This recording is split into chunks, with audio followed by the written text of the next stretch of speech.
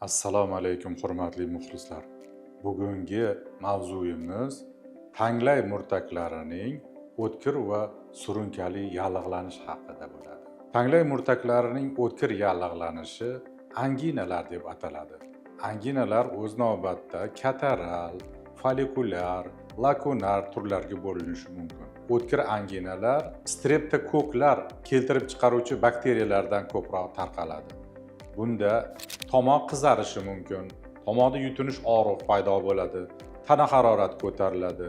Keyinchalik tanglay murtaklarining ustini yiringli nuqtalar qoplashi mumkin. Bunday holatlarda biz o'tkir folikulyar angina yuzaga kelganligini kuzatishimiz mumkin. Agar tanglay murtaklarining ustini yoyilgan holatda yiring qoplasa, unda lakunar anginalar vujudga keladi.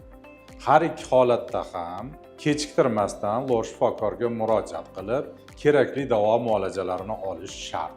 Chunki bu kasalliklar yurak hamda buyraklarga asorat berishi mumkin.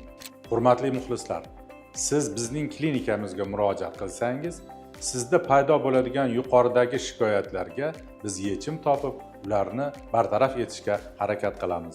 E'tiboringiz uchun rahmat.